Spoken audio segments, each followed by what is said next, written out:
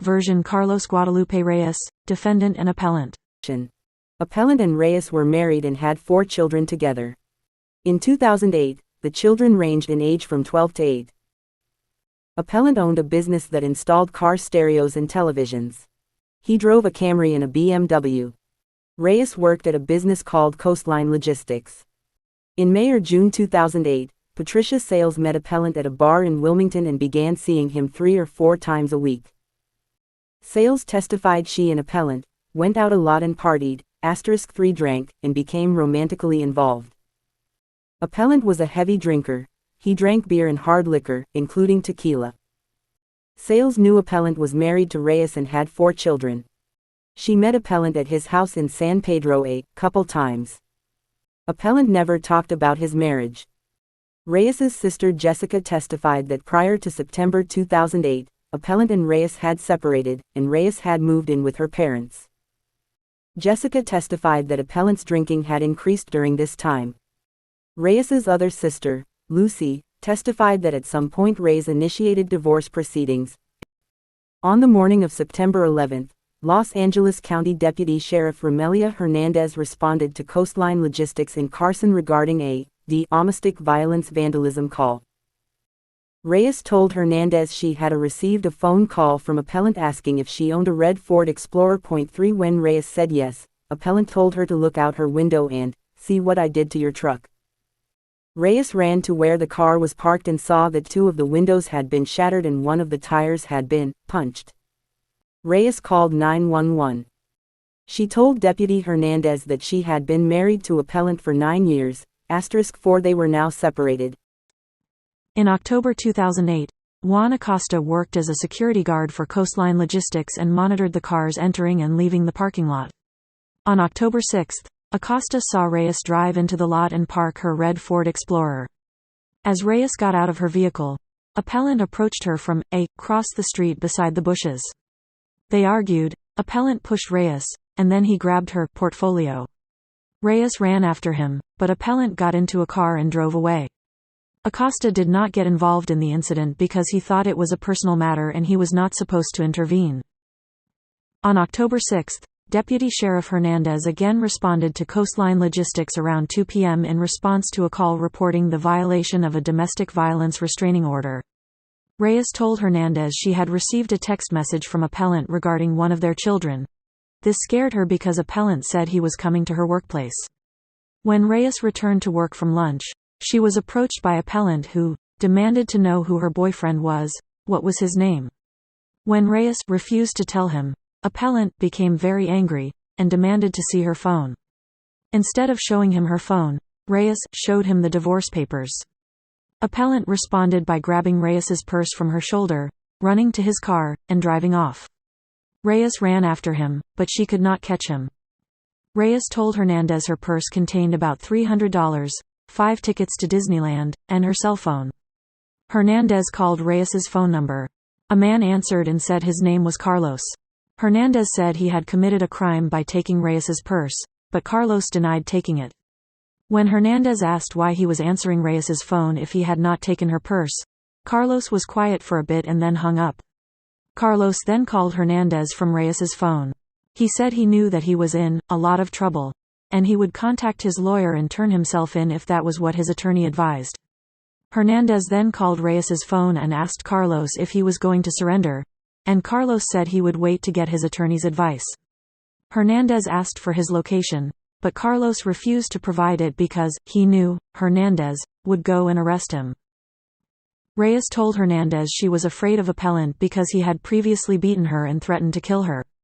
Hernandez advised Reyes to park her car near the security cameras at her workplace so there would be a record if anything happened to her. Reyes said Appellant sometimes followed her and would sit outside her job and wait for her, which scared her. Sometime prior to 8:30 a.m., Reyes's sister Lucy received a telephone call from Appellant asking why Reyes was late for work. He asked about his kids, and specifically asked if Lucy thought his oldest child will ever forgive me for everything I have done. Appellant also said he was going to surrender to authorities. Around that same time, Reyes was on the telephone with her sister, Jessica. At some point, Jessica heard Reyes exclaim, "No, no, no," followed by a loud noise that sounded like a car accident. Terrence Irvin was working on the loading dock of Coastline Logistics that morning when he heard 6 to 8 loud bangs. He ducked because he recognized the sounds to be gunshots. Irvin saw a red SUV make a U-turn around the guard shack. Irvin ran to the vehicle and tried to render aid to Reyes, who was slumped over and very bloody. Irvin checked Reyes's neck for a pulse but could not feel one. Paramedics arrived and declared Reyes dead at 8:50 a.m. She had sustained multiple gunshot wounds, including 2 shots to the head and 5 shots to the torso. 5. Investigation into the murder.